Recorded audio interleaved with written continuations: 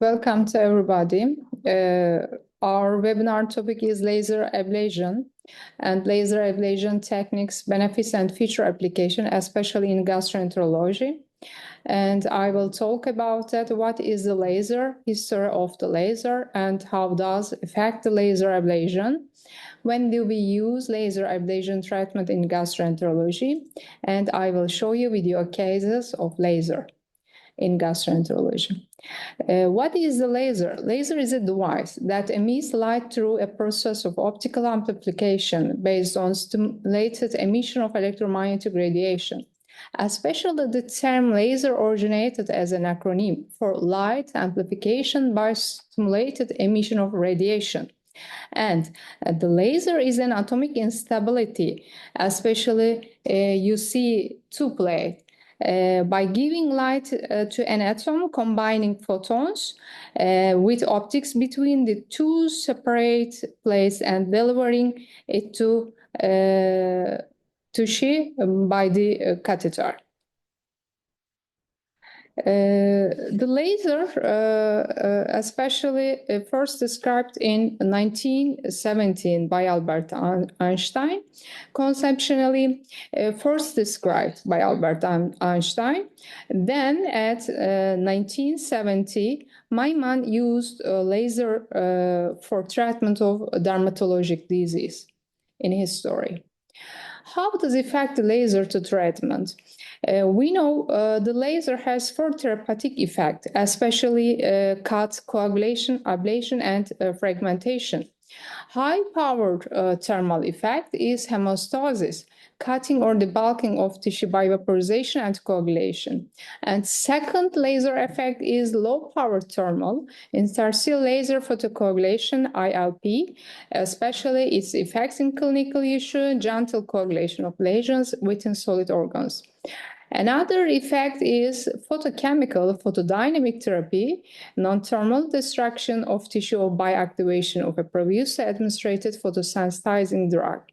And lastly, laser effect is, and we use generally pulse-short wave. In clinical use is fragmentation of gallstones, also fragmentation of urinary stones. And there has four therapeutic effects, we know, and also there are different kind of laser, you know, a lot of kind of laser, but especially we use two types of that in gastroenterology. These are gas lasers, especially argon gas and argon plasma coagulation. We use that for coagulation, and another gas is solid state lasers. It means holmium lasers. We use these lasers, especially use cutting and vaporization in tissue. When do we use laser ablation treatment in gastroenterology? Firstly, esophageal benign stricture, especially refractory esophageal benign stricture. For example, cystic injury, benign stricture due to radiotherapy, anastomic stricture, for example, post-ESD stricture, congenital esophageal web, eosinophilic esophagitis, and peptic stricture. Secondly, malignant stricture, palliative and local, and there are a lot of paper in the medical literature about these malignant stricture, especially for palliative treatment. And another indication is benign biliary stricture, and also there are many manuscripts about that. And lithotripsy for cholelithiasis, for fragmentation of choledical stones. And lastly, laser assist ESD. Nowadays, this method is used by ESD. And I will talk about it, especially laser ablation treatment indication, new indication. Laser ablation treatment is indicated for refractory benign esophageal stricture. Is very important point because this is new indication and new innovation for this treatment. We know a special conventional treatment is important for esophageal benign stricture. For example, these conventional conventional treatments are bougie dilatation, balloon dilatation, or stent insertion, metal or biodegradable stent, and magnet stent insertion. But now, today, we know this laser ablation treatment is very important treatment for these refractory esophageal benign stricture. I will explain it. What are these esophageal benign strictures causes? Caustic injury, I told, benign stricture due to radiotherapy, anastomotic stricture, or post-ESD stricture, congenital esophageal web, esophageal esophagitis, and peptic stricture. What are the advantages or disadvantages of these laser ablation treatment? Laser ablation treatment compared to other dilatation treatments, especially conventional treatment, balloon, bougie, stent, biodegradable stents, laser ablation treatments has some advantage. More effective, less complication risk, hemorrhage or perforation, and tissue healing effect with regeneration is important. We showed a lot of case, more effective, less complication, and very healing effect with regeneration. All of these are laser ablation's advantage. What is the disadvantages of this treatment? Laser ablation treatments more expensive than another conventional treatments.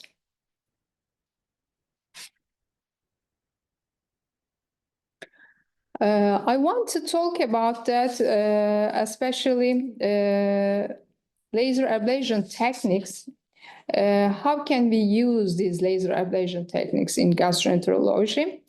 We know many causes lead to mechanical stenosis of a tissue. For example, the esophagus from organs, the digestive disease.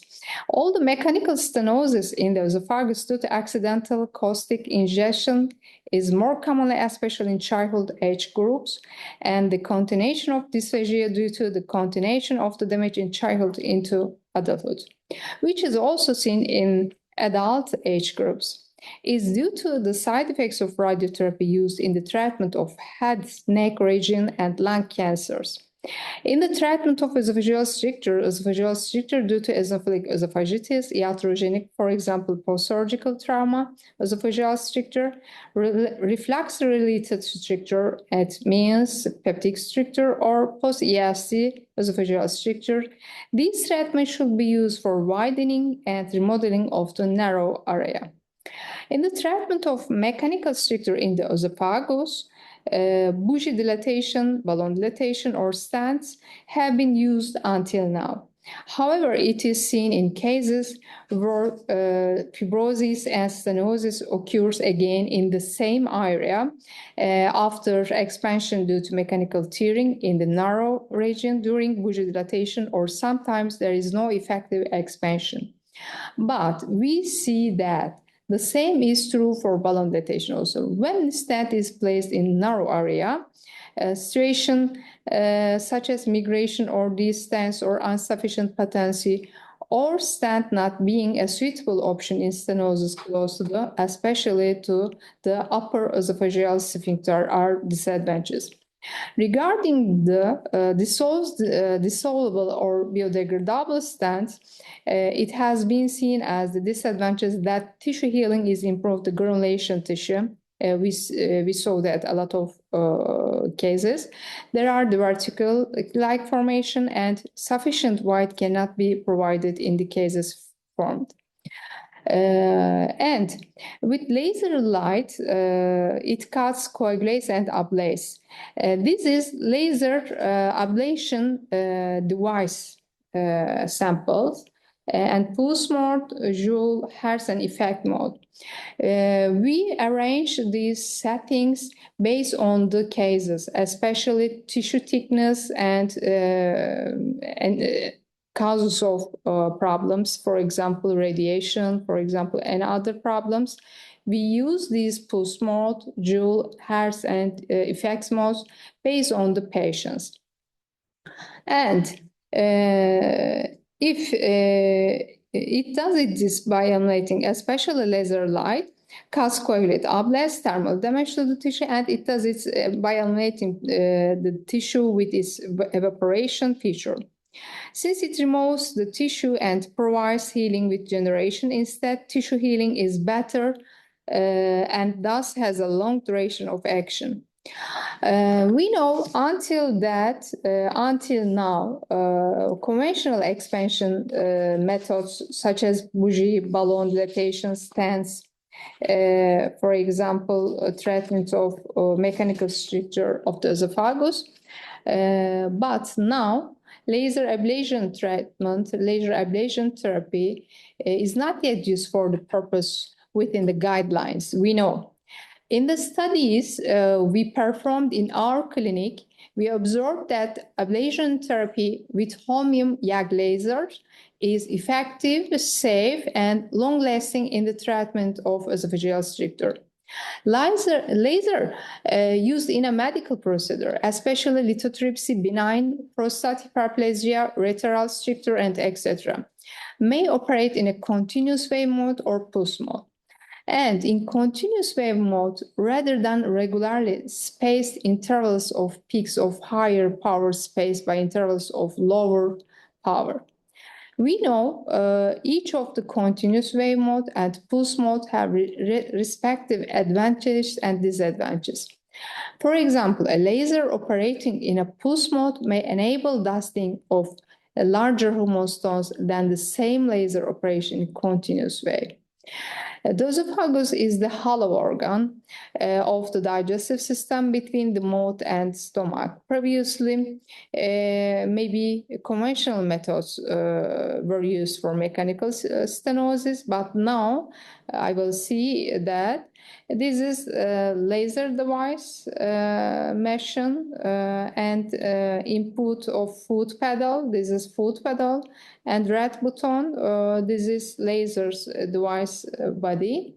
And then I will show you laser catheter, body of laser fiber tip, and device part, connects part. This is, you see, gastroscope device. And this is cap. This is cap and pediatric gastroscope. And pediatric gastroscope with cap and narrowed esophagus. And this is laser fiber into therapeutic channel in the pediatric gastroscope. All of that, it has been observed that patients who previously had a small lumen opening and therefore had difficulty in swallowing were able to swallow foods that they could not swallow before in the mouth upon 12 hours after laser ablation. A significant difference we showed was observed in dysphagia scores when compared to pre-procedure. The success of the procedure was observed in all cases and no complications were observed in our cases. What are the future applications? Laser ablation treatment of esophageal stricture is an innovative, effective, safe, and durable method. The short-term outcomes of laser ablation of esophageal stricture for esophageal stricture were excellent, but also further studies are needed to assess long-term efficacy and compare laser ablation treatment of esophageal stricture with other conventional therapies. We should compare both of these treatments. I will show you our case reports in the literature, first case reports, especially benign esophageal stricture. This case is congenital esophageal web. And then I will show this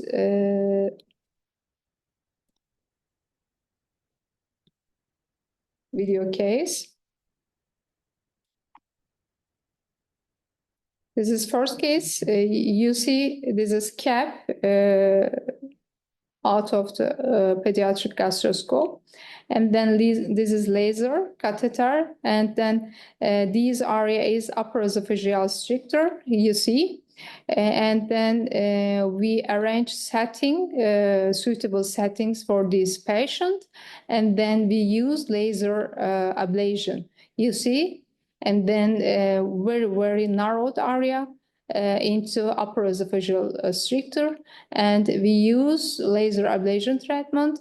After treatment, during this procedure, we use opening area like this, and then we pass the stomach after that.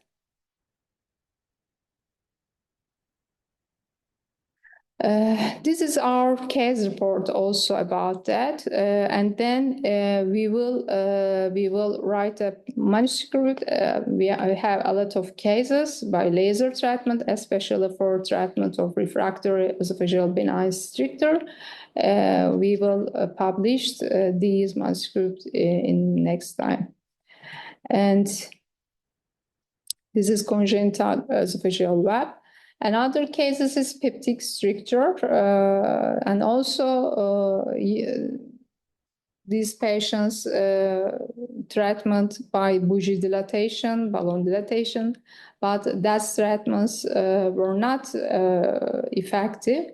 After laser ablation treatment, this patient is healed completely. And then I want to show you another case video.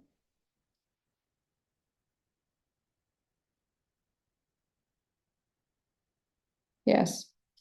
This case is eosinophilic esophagitis. You see very narrowed area. This area is under the upper esophageal sphincter, especially from the incisors approximately 18 centimeters. You see very narrowed area, and pediatric gastroscope without cap method, without cap. Sometimes you can use without cap these laser ablation treatments. We insert these laser catheter into therapeutic channel of pediatric gastroscope. We use some setting, holmium laser, and I told you based on the patient's characters, and then we use laser ablation treatment. After treatments, these narrowed area completely opened, and then we pass the stomach again. You see.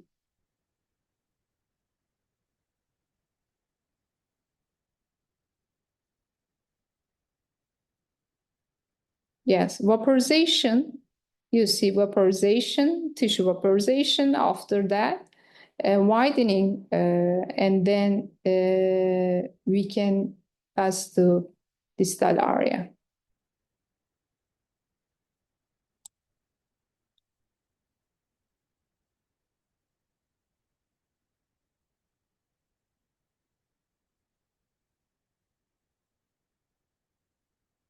Sometimes showing area, very limited area, you know, that's passed. It's okay. And this is our cases. This is our treatment of refractory benign stricture cases. And then we know that in the literature, much more indications for laser, especially in gastroenterology. What are the indications of laser ablation treatment until now? Palliative treatment.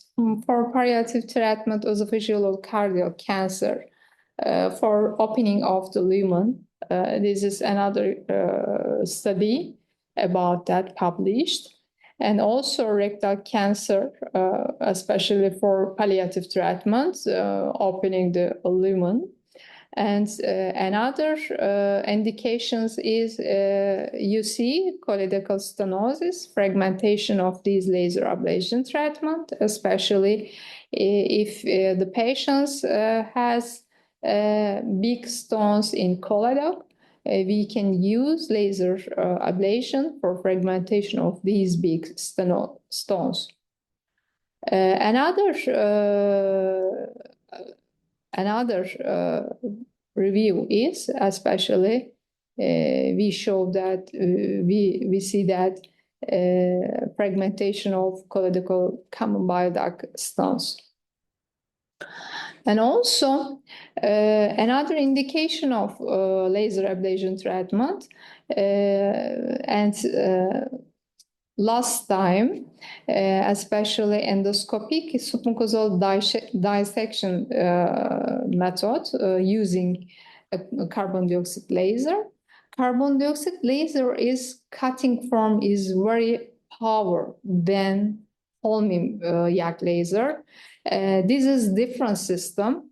This is different laser system.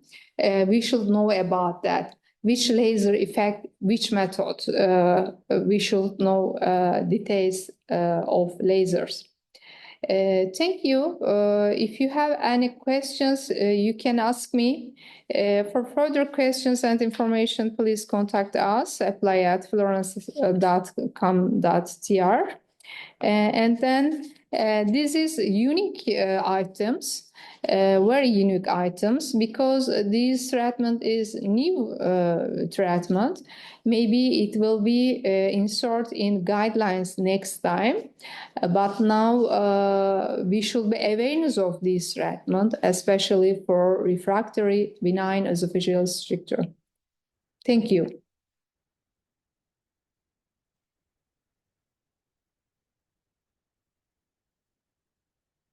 We have one question. It's about, is there any age limit for laser ablation? No, there is no age limit for laser ablation, especially some children, some small age of groups ask me, for example, caustic injury, especially in children, because accidentally they ingest this caustic solution. Absolutely, we can use this treatment method in childs also. Another question is, what are the main challenges or limitations when using laser ablation? We have some limitations. These limitations is palliative treatment. If the patients has refractory benign stricture in esophagus or colon, it's not important where it is. This method is very suitable method, but sometimes its patients have big cancer. Palliative treatment sometimes is not effective, more effective.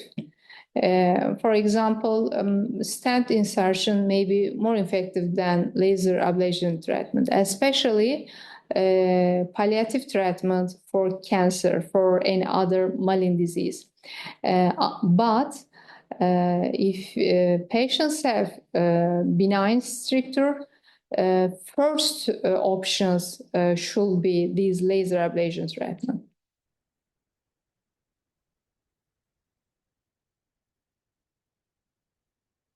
We use this laser ablation treatment, for example,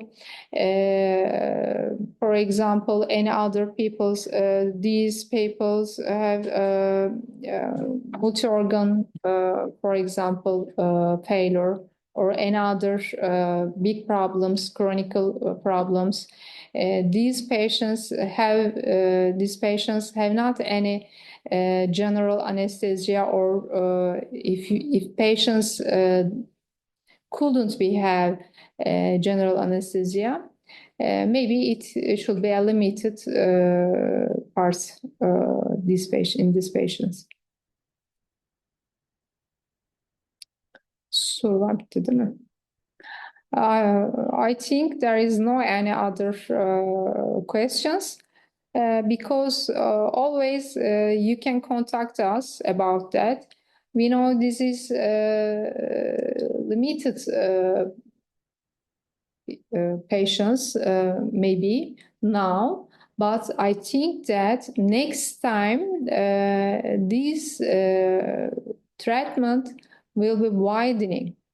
And then after that, after these treatments, knowledge is much more than increased. After that, we will see these treatments important is very, very effective and very usable, very safe treatment.